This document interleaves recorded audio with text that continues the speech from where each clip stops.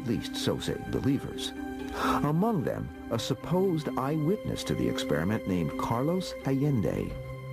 According to Allende, the Navy used a variation of Albert Einstein's unified field theory, which at that point in time was supposedly uncompleted.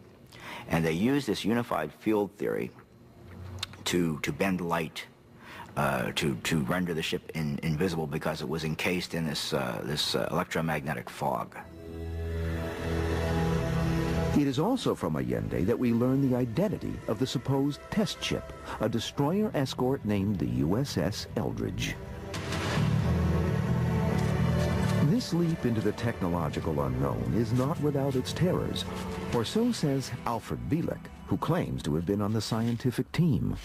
We were all very concerned, and I might add for 3 days prior, from about the 9th onward, many of us in that crew and working on that project had that strange feeling in the pit of our stomach that something was drastically wrong. Nevertheless, in July 1943 in Philadelphia Naval Yard, the experiment is said to go forward.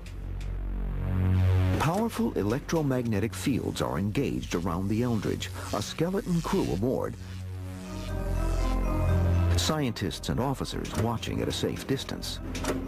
The only other reported eyewitness is Carlos Allende, a deckhand on a nearby Liberty ship. And what he claims he saw was a ship that was engulfed in a greenish, almost a St. Elmo's fire, a green fiery fog.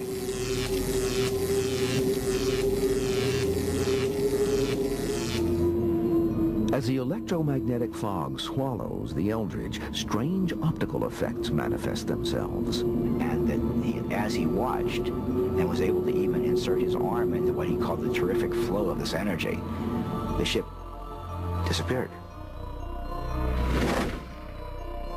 To the amazement of all the onlookers, they not only had radar invisibility, they had optical invisibility.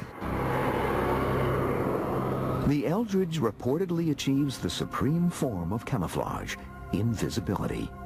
But then comes an even stranger effect, teleportation.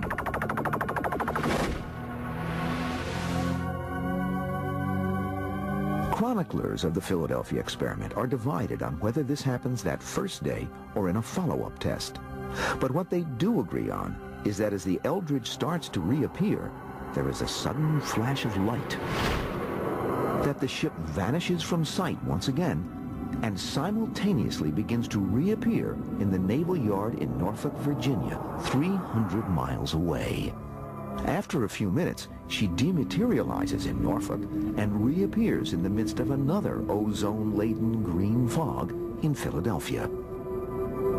Throughout this miraculous journey, the USS Eldridge emerges unscathed. But for her crew, it is a different story. Men were molecularly attached to the ship, bonded with the ship as it was teleported.